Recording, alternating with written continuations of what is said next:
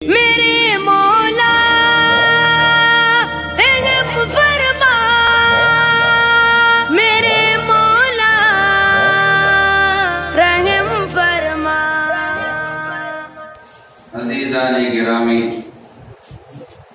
تمام تعریفیں اس رب کائنات کے لیے سزاوار ہیں جس رب کائنات نے ہم تمام کو ایک مختصر سی زندگی دے کر دنیا میں پیدا کیا ہے۔ ربیع الاول کا مہینہ چل رہا ہے۔ عام طور پر اس ماہ مبارک میں، اس مہینے میں سیرت النبی علیہ السلام کو بیان کیا جاتا ہے۔ پچھلے 2 ہفتوں سے اللہ کے نبی علیہ السلام کی سیرت پر آپ نے بیان کو سنا۔ آج انشاءاللہ برکت کے عنوان پر بات ہوگی۔ برکت کسے کہتے ہیں؟ برکت کے کیا معنی ہیں؟ برکت کن چیزوں سے حاصل ہوتی ہے اور برکت کن چیزوں سے ختم ہو جاتی ہے، اور اللہ رب العزت نے کن کن چیزوں میں برکت رکھی ہے؟ قرآن میں برکت کا تذکرہ اللہ نے لایا ہے یا نہیں لایا ہے؟ لایا ہے تو کن عناوین پر، کس عنوان پر، کس چیز کے تحت میں لایا ہے؟ انشاءاللہ اس پر مختصر روشنی ڈالی جائے۔ معزز سامعین کرام، بہت سارے لوگ کثرت کو برکت سمجھ رکھا ہے، حالانکہ کثرت کے معنی برکت کے نہیں۔ برکت الگ ہے، کثرت الگ ہے۔ کثرت مثال کے طور پر اگر کوئی بندہ 1 لاکھ روپے کما رہا ہے اور ایک بندہ 10,000 20,000 روپے کما رہا ہے، تو 10,000 20,000 روپے کمانے والے کے مقابلے میں لاکھ روپے کمانے والے کو کثرت کہا جائے گا۔ کثرت ہے، 20,000 کے مقابلے میں لاکھ روپے کثرت زیادہ ہے، کثرت کے معنی 10,000 کے مقابلے میں لاکھ روپے زیادہ ہیں تو کثرت ہے۔ لیکن برکت کسے کہیں گے؟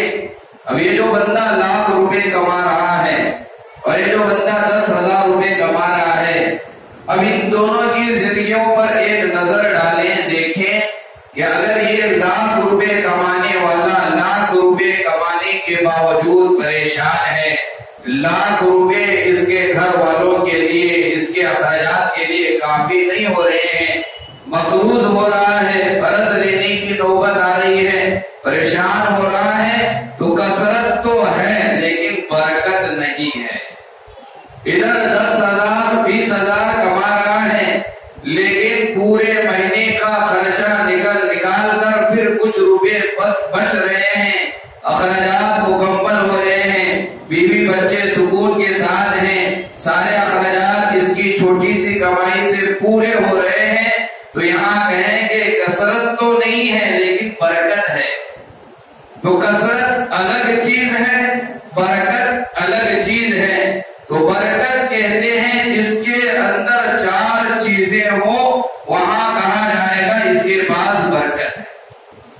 4 چیزیں موجود ہوں جس کے، سمجھ لیں ہر ایک انسان اپنی زندگی میں غور کر لیں، یہ 4 نعمتیں اگر میرے پاس ہیں، میرے گھر میں ہیں، میری زندگی میں ہے، تو مجھے اللہ نے برکت والی روزی دی ہے، میں برکت اللہ نے مجھے عطا کی ہے۔ اگر 4 چیزیں نہیں ہیں تو سمجھ لینا کہ کثرت تو ہے لیکن برکت ابھی نہیں آئی، اور کیسے آئے گی انشاءاللہ بتایا جائے گا۔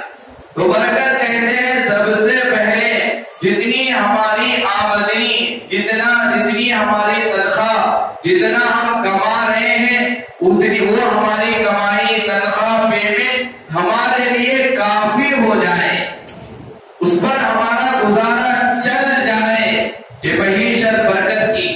ہماری تنخواہ کے مطابق ہمارا گھر چل رہا ہے، قرض لینے کی ضرورت نہیں پڑ رہی ہے، کسی کے سامنے ہاتھ پھیلانے کی، دستے سوال دراز کرنے کی ضرورت نہیں پڑ رہی ہے، تو سمجھ لیں کہ برکت کی علامت، یہ برکت کی پہلی نشانی، برکت کی پہلی علامت کہ ہماری تنخواہ میرے لیے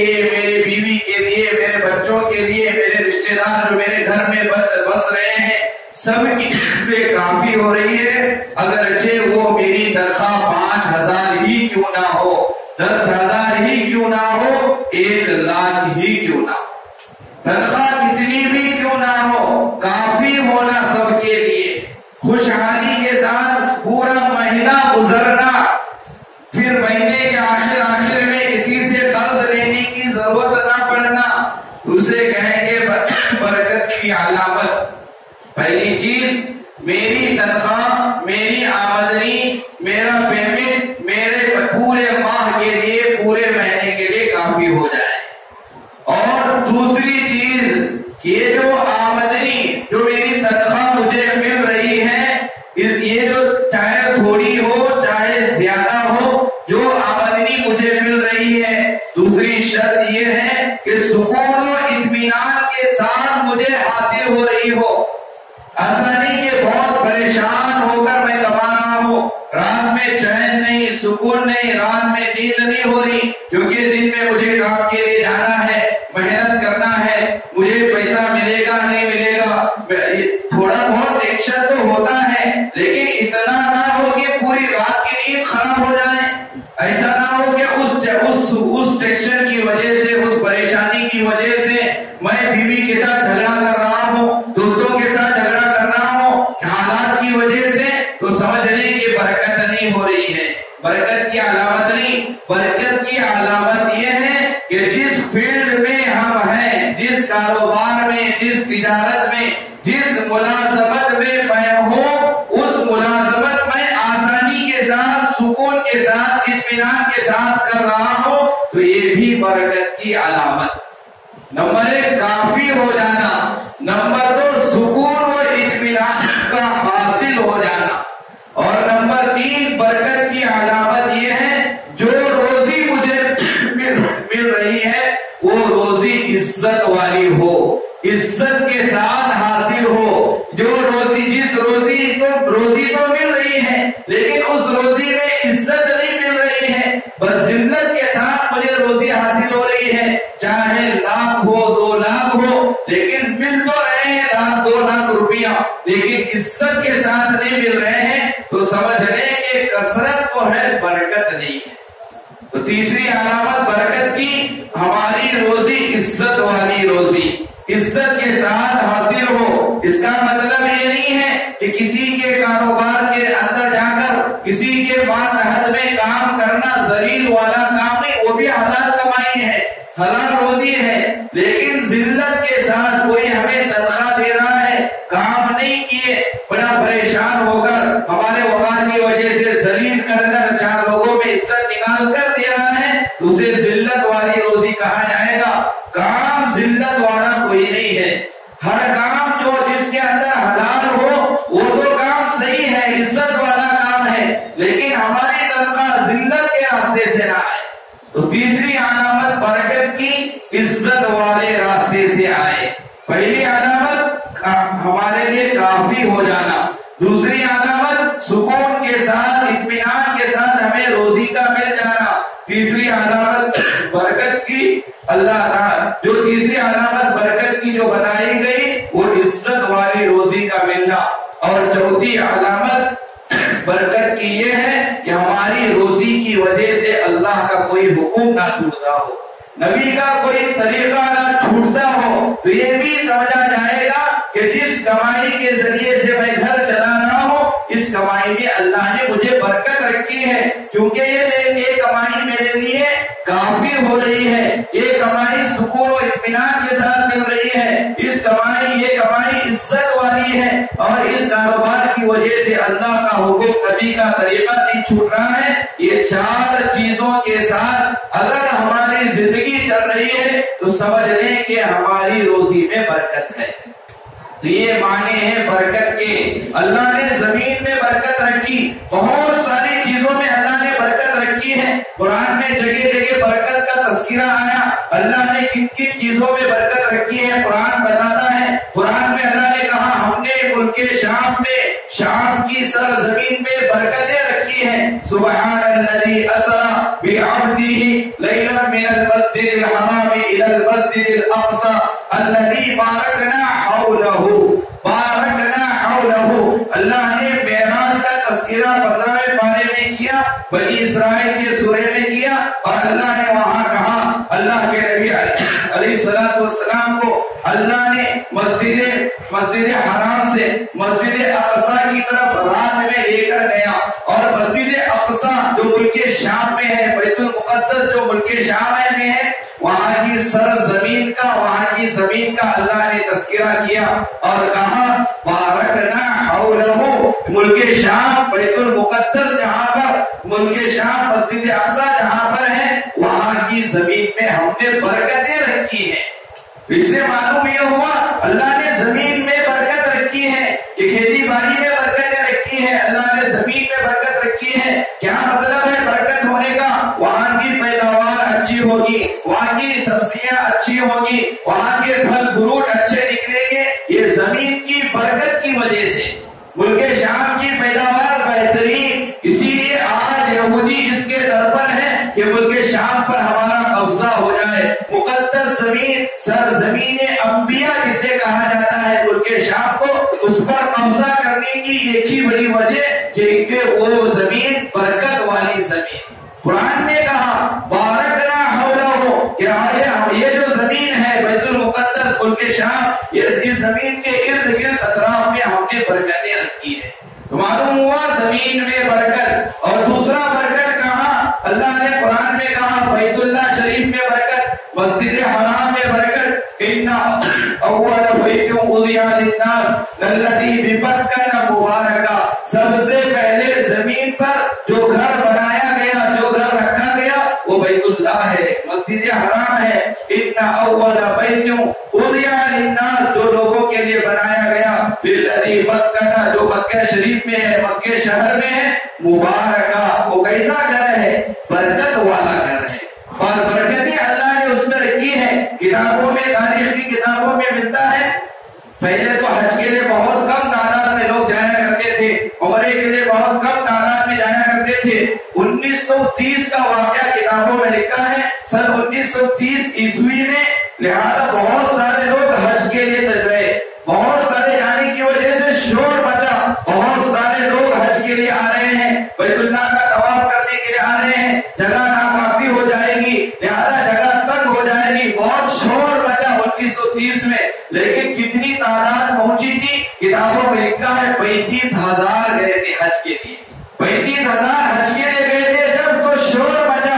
آج 35-40 لاکھ سے زیادہ جا رہے ہیں، لیکن اللہ نے اتنی برکت دی ہے، 35,000 گئے وہ بھی سما گئے، آج 40 لاکھ 50 لاکھ سے زائد لوگ حج کے لیے جاتے ہیں، پھر بھی وہاں اتنی برکت ہے، سب لوگ سما جاتے ہیں، آسانی سے حج کر لیتے ہیں۔ تو بیت اللہ شریف میں اللہ نے برکت، زمین میں برکت، بیت اللہ شریف میں برکت، اور اسی طرح اللہ نے کہا، اور اسی طرح علماء نے لکھا ہے کہ جس طرح بیت اللہ میں برکت ہے، زمین میں برکت ہے، اسی طرح حج و عمرہ کرنے والے کی روزی میں اللہ نے برکت رکھا ہے۔ ایک بندہ بار بار حج کر رہا ہے، بار بار عمرہ کر رہا ہے، حدیث میں آتا ہے اللہ کے نبی علیہ الصلوۃ والسلام نے فرمایا بار بار حج کرنے والا، بار بار عمرہ کرنے والا کبھی فقیر نہیں بنے گا، کبھی تنگ دست نہیں بنے گا، کبھی لاچار نہیں بنے گا، اللہ اس کی روزی میں برکت دے گا۔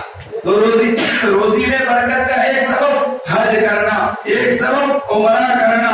اور چوتھی چیز علماء نے لکھا ہے، حدیث میں آقا علیہ الصلوۃ والسلام نے فرمایا برکت کی چوتھی چیز کہ اللہ کے نبی علیہ السلام کی حدیث کی روشنی میں علماء فرماتے ہیں شادی میں اللہ نے برکت رکھی ہے، نکاح میں برکت رکھی ہے۔ ایک صحابی اللہ کے نبی علیہ السلام کی خدمت میں حاضر ہوئے، آ کر اللہ کے نبی علیہ السلام سے کہا اے اللہ کے نبی، کوئی روزی روٹی کا میرا روزی روٹی کا مسئلہ ہے، کوئی کمائی نہیں ہے، برکت نہیں ہے، کیا کروں؟ اللہ کے نبی علیہ السلام نے کوئی تجارت کا راستہ نہیں بتایا، ملازمت کا راستہ نہیں بتایا۔ صحابی کے سوال پر نبی نے کہا جاؤ جا کر نکاح کر لو، جاؤ جا کر نکاح کر لو۔ اب یہ گئے جا کر نکاح کر لیے، پہلے تو ایک اپنے پیٹ کا مسئلہ تھا، اب بیوی گھر پر آئی، اب دو کے بارے میں سوچنا، اپنے لیے بھی سوچنا، بیوی کے لیے سوچنا، پریشانی بڑھ گئی۔ پھر گئے اللہ کے نبی سے شکایت کی، اللہ کے نبی پہلے تو میرا مسئلہ تھا،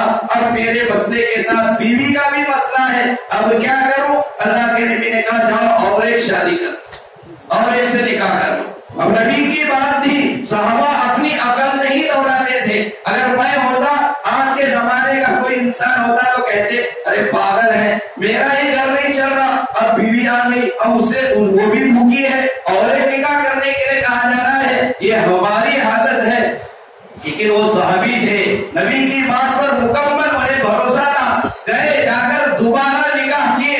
جیسے ہی دوسرا نکاح ہوا، کتابوں میں لکھا ہے اللہ نے ایسی روزی دی، اللہ ایسی برکت عطا کی، اب خوشحال زندگی گزرنے لگی۔ لہذا علماء نے اس حدیث کے تحت میں لکھا ہے روزی میں برکت کا ایک سبب نکاح بھی ہے۔ نکاح کی وجہ سے روزی میں برکت ہوتی ہے۔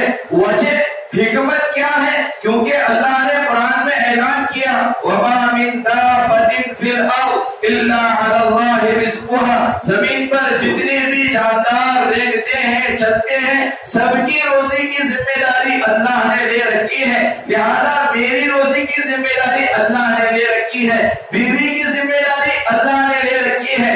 ہو سکتا ہے میری قسمت میں، میری تقدیر میں میرے لیے روزی کم مقدار میں متعین ہو، میری بیوی کی قسمت میں زیادہ مقدار میں روزی ہو۔ اسی لیے علماء نے لکھا ہے نکاح کرنے میں برکت، اس لیے روزی میں برکت آئے گی۔ ہو سکتا ہے تمہاری بیوی جب تمہارے گھر میں آئے گی اس کے نصیب میں زیادہ مقدار والی روزی ہوگی، تو وہ زیادہ مقدار والی روزی تمہارے گھر میں لائے، زیادہ مقدار والی روزی تمہارے گھر میں آئے گی۔ دوسری وجہ نکاح کی وجہ سے روزی میں برکت کی دوسری وجہ یہ ہے کہ آئندہ چل کر اولاد ہوگی، بچے ہوں گے۔ جیسے ہی دنیا میں بچہ آئے گا ساتھ میں اپنی روزی کو لائے گا۔ ایک بچہ آیا اپنی روزی لے کر آئے گا، دوسرا بچہ آیا وہ اپنی روزی لے کر آئے گا، تو اس طرح روزی میں برکتیں ہوں گی، برکت زیادہ ہوگی۔ پہلے ایک کی روزی گھر آتی تھی، نکاح ہوا، دو کی روزی اللہ پہنچا رہا ہے، بچے ہوئے 3 4 کی روزی اللہ گھر پہنچا رہا ہے۔ لہذا نکاح کی وجہ سے بھی روزی میں برکت ہوگی۔ اسی لیے اللہ کے نبی علیہ السلام نے کیا دعا دی نکاح کرنے والے انسان کو؟ جب کسی کا نکاح ہو جائے، جب مسافہ کو معانقہ کرے کہ تو کیا دعا پڑھتے ہیں؟ بارک اللہ لک و بارک علیک و جمع بینکما فی خیر۔ نبی علیہ السلام کی دعا ہے۔ نبی نے کیا دعا دی دولہے کے لیے؟ جب تم کسی کا نکاح ہو جائے، دولہے سے ملاقات کرو تو تم اسے یہ دعا دو، یہ دعا پڑھو بارک اللہ لک، اللہ تعالیٰ تجھے تیرے نکاح میں برکتیں عطا کرے، اللہ تیرے نکاح میں برکت دے، وہ بارک علیک، اور تمہارے نکاح میں تجھ پر برکتیں نازل فرمائے۔ اللہ تعالیٰ اس نکاح میں اس جوڑے میں برکتیں دے، وجمع بینکما فی خیر، خیر و عافیت کے ساتھ اللہ تمہیں جوڑا بنائے رکھے۔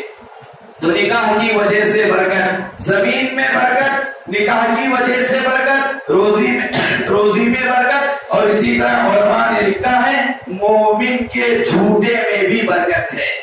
ایمان والا مسلمان الگ رواج چل پڑا ہے، پانی پی کر بچ جاتا ہے پھینک دیا جاتا ہے، دوسرا پانی نہیں پیتا، کھانا کھاتے ہوئے کچھ بچ جائے تو پھینک دیا جاتا ہے، نکال کر رکھ دیا جاتا ہے، دوسرا نہیں کھاتا۔ حالانکہ اسلام کی تعلیم یہ ہے کہ مومن اگر کھانے کے بعد کچھ چھوڑ دے، پینے کے بعد اگر کچھ پانی بچ جائے تو اس پانی کو پیا کرو، اس میں برکت ہے۔ کھانا بچ جائے اس کھانے کو کھایا کرو، اس میں برکت ہے۔ اللہ کے نبی علیہ السلام امام الانبیاء، شافی محشر، ساقی کوثر، اللہ کے نبی نے جب 70 نہیں 71 صحابہ کے جھوٹے کو کھایا ہے تو ہماری کیا حیثیت، ہماری کیا حیثیت۔ اللہ کے نبی علیہ السلام کے بارگاہ میں دربار میں حضرت ابو ہریرہ وہاں بیٹھے ہوئے تھے، ابو بکر سلام کر کے چلے گئے، عمر سلام کر کے چلے گئے۔ اللہ کے نبی نے دیکھا کہ ابو ہریرہ بھوکے ہیں، اللہ کے نبی نے ابو ہریرہ کو ساتھ میں لے کر گھر گئے اور جا کر ازواج مطہرہ سے پوچھا کہ کھانے کے لیے کچھ ہے؟ جواب میں کہا گیا صرف ایک دودھ کا پیالہ ہے. اللہ کے نبی نے کہا کہ لاؤ دودھ کے پیالے کو لاؤ. اب دودھ کا پیالہ نبی کو پیش کیا گیا. حضرت ابو ہریرہ بھوکے تھے. حضرت ابو ہریرہ سے کہا گیا ابو ہریرہ جاؤ اصحاب صفہ کو لے کر آؤ. اصحاب صفہ پہلے مدرسے کے وہ طلبا تھے, دین حاصل کرنے کے لیے, علم دین پڑھنے کے لیے صفہ چبوترا پر بیٹھ کر دین حاصل کرتے تھے. لہذا حضرت ابو ہریرہ گئے, جا کر اصحاب صفہ کو لے کر آئے. اب حضرت ابو ہریرہ سے اللہ کے نبی علیہ السلام نے کہا ابو ہریرہ لو دودھ کا پیالہ لو, سب کو پلاتے جاؤ.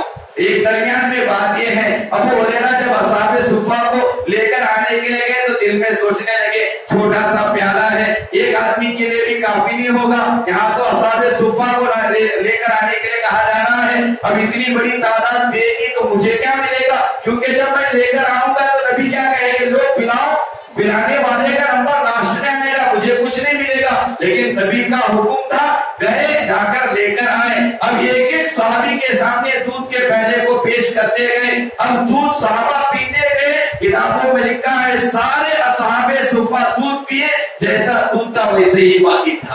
اب اللہ کے نبی نے حضرت ابو ہریرہ سے کہا ابو ہریرہ اب تم پیو. اب ابو ہریرہ خوب سیراب ہو کر پیے اور اللہ کے نبی کے سامنے پیش کیا. نبی نے کہا اور پیو. ابو ہریرہ اور پیے, پیٹ بھر کر پیے. پھر اس کے بعد کس نے پیا, امام الانبیاء نے پیا. 70 صحابہ تھے اصحاب صفہ, 70 صحابہ کا جھوٹا, ابو ہریرہ کا جھوٹا امام الانبیاء نے پیا. علماء نے لکھا ہے مومن کے جھوٹے میں شفا ہے, سغر المؤمن شفا, اور ایمان والے کے جھوٹے میں شفا ہے. نبی کی سنت ہے جھوٹا کھانا.